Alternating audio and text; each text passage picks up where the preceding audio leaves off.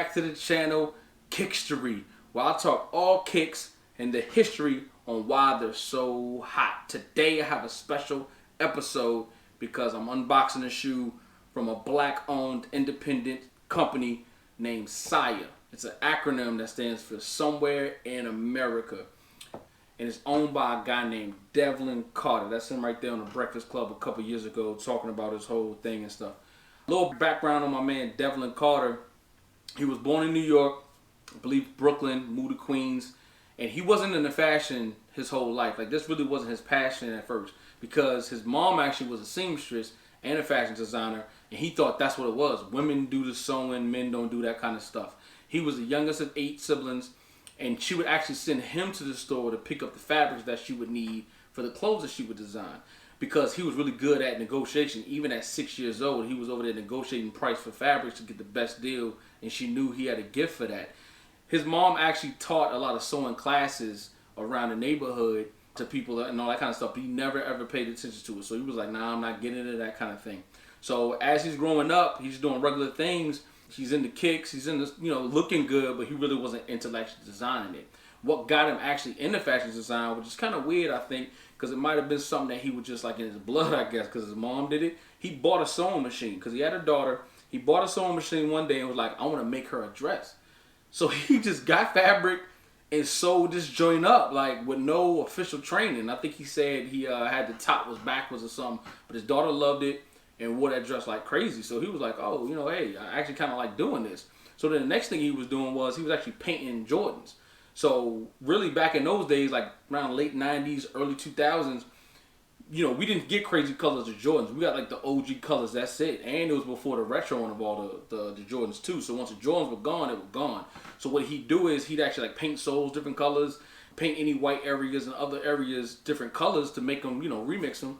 And we were all doing that kind of back in the day. Me and my brother, we were doing it with Air Force 1's and stuff. So we paint them and all that kind of stuff and make different colors. Because really back then, you didn't want to have the same shoes all your friends had. You want to be exclusive, 101's and all that kind of stuff. So we got so good at doing that, he actually got a lot of relationships with rappers and entertainers and stuff where he would do their shoes. So he'd make a little bit of bread off of it, but it wasn't nothing really sustainable. So he was like, all right, I got to do something else. So he actually started a barber shop. He actually owned one of those because he was a good barber too.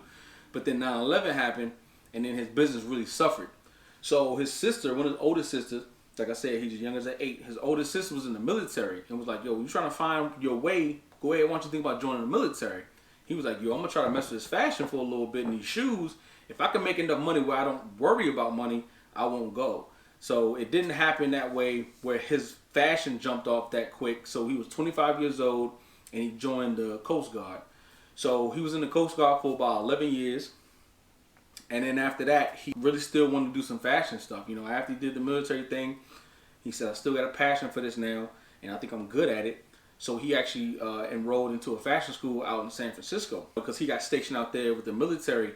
So during like maybe his last semester of school, he actually got an offer to work for Under Armour, and they wanted him to actually help design and do some sneaker stuff for them because they saw he had some talent. Because they would do like little scouting sometimes at fashion schools, a lot of these bigger brands to get people on the team. But he made a promise to his 2 daughters. He told her he was like that he wouldn't move anymore. He moved so much with the military, and now he's in the Bay Area, Oakland at this time, and still there.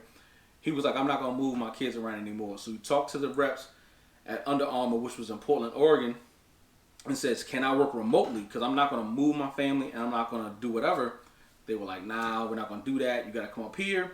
So he turned down that job. So that really pushed him to say, all right, I'm going to go and make this thing, make it happen. So he started designing his own thing. And he realized, because he actually designed a paint dye that doesn't rub off on rubber. So when he would paint, his shoes, he created this dye that won't come off, and I wish we had that back in the day because me and my brother, like I said, we did our shoes, they crack and do everything else with the paint.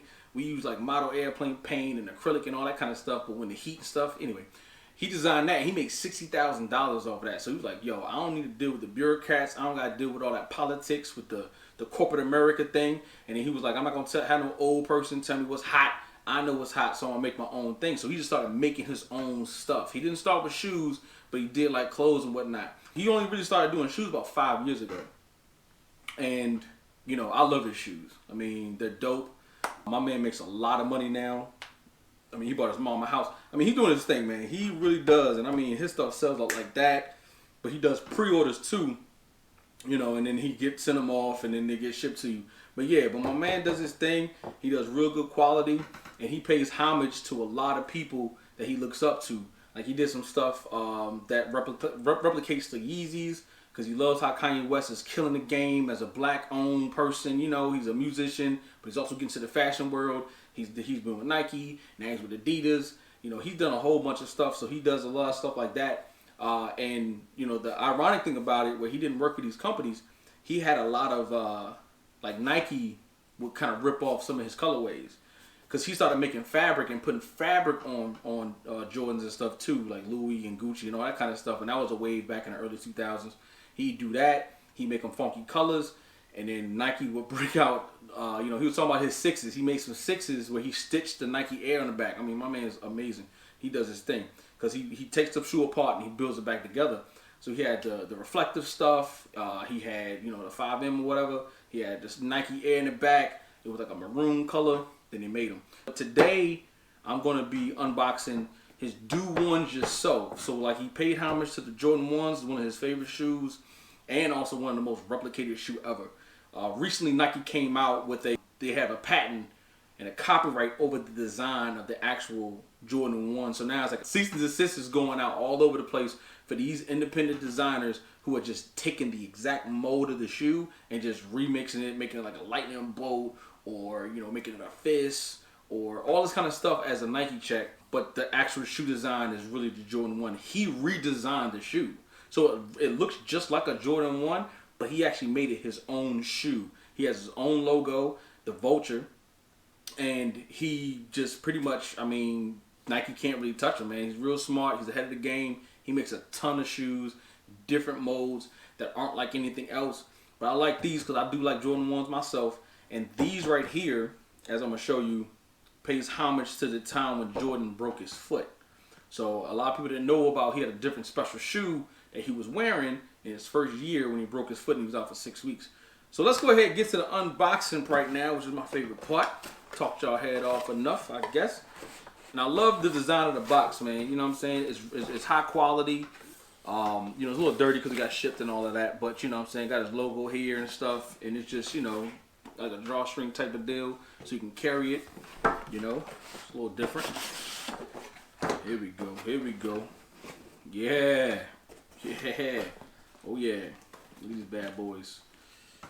Let's just maybe get this one out the way a little bit. Yeah, baby. Boom. So like I said, they look like the Jordan 1s. You know, he has a lot of similarities, but he did different. They're a little bit higher. You know, it's for the ankle support. Like I said, he's paying homage to Jordan, and actually the actual game that he broke his foot or broke a bone in his foot. I believe that was October 30th, 1985. Jordan went down. So yeah, my man, his attention to detail is amazing. You know, because on the tongue, top of the tongue, instead of having like, you know, a Jordan sign or even a SIA, he put a goat to represent Jordan, man, the goat. You know, he the best ever did it and all that kind of good stuff. And I love that he has these little X's for the laces on both sides.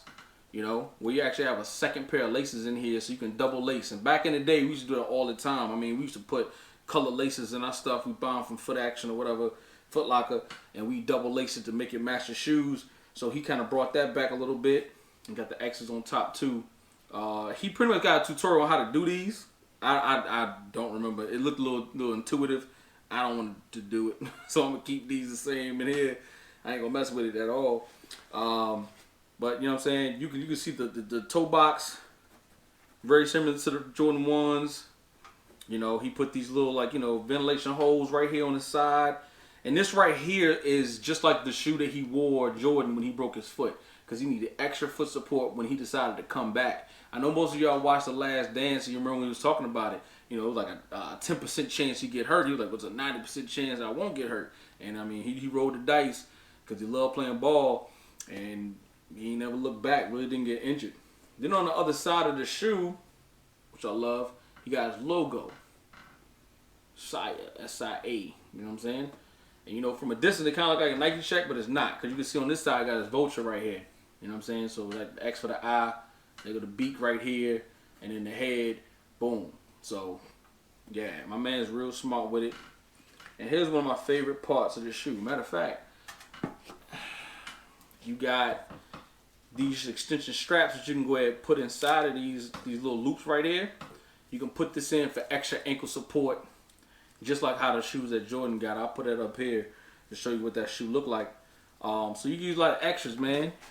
You can all these different kind of laces, neon, black and white ones, because you know they're swap colors on each side, which I like that. That's dope. The insole is an actual X-ray of where Jordan broke the bone in his foot, man. I mean, that joint is dope. I mean, that kind of detail is really what puts him over the top with a lot of these other designers. You know, I mean, because he really just makes sure that his shoes and his clothes are not only high quality, but it also has so much details that tell a whole nother story about the shoe, you know what I'm saying? And I mean, like the woven pattern on top of the shoe, great quality. I mean, these joints are well worth the money, yo. I think I paid about $3 for these, you know what I'm saying? Like $280 or something like that, you know what I'm saying? Which I feel like that's a steal. It's nothing. I love this colorway of J's anyway. But yeah, and then like do ones yourself, because you can switch out the laces, you can put up the ankle support up there, you can change the X's on different colors and stuff. So really you can kind of remix the shoe how you want to and kind of rock them drinks out. So yeah, I'm not mad at it at all. I mean, I've given that dude a lot of money. So on this channel, you're gonna probably see his brand up a couple times, because you know he got some skater shoes that are dope. I love those. He got his vultures, which are kind of like the sock type of stuff. He got like the fly knit material shoes. I mean, he got a whole bunch of kicks, man. And actually, I really like my mans. I like to support, you know what I'm saying, dope independent people who give you something different, man. Because I mean, nowadays, we all wear the same shoes. Whenever Jordan drop, you see 20 cats outside wearing them all together, you know what I'm saying? And I come from an era where we didn't do that. We all wanted to wear something different. And we wanted to actually, you know, stand out. We don't want to look the same. So with these, whenever I wear these out, I haven't worn these ones yet, but when I wear any of his size shoes, people would be staring like, what is that? What's going on? Ask me where I get them from and stuff. And I put them down and say, yo, follow my man, but you can't get these, because when they sell out, man, they're gone. You know what I'm saying? And then, like, even check out the sole, man. His sole is his own. A lot of cats will have the exact print of the Jordan 1's. You know what I'm saying? You can tell his joints are definitely different. He got his logos up here, down here. It's dope. So, yeah, if you guys get a chance, man, go ahead and cop some of these. You know, because he drops every week. I mean, my man be killing me, yo. I'm running money mess with my guy. But, yeah, every week he drops something. Go to his website, SIAcollective.com. Go follow him, SIA_collective on Instagram. He'll keep you up to date on all his stuff. Yeah, but I mess with it. I love it. I love it. Something different. You know what I mean? So, yeah, man. Hope y'all enjoyed it. Like, comment, subscribe. See y'all next time, man. All right, we out.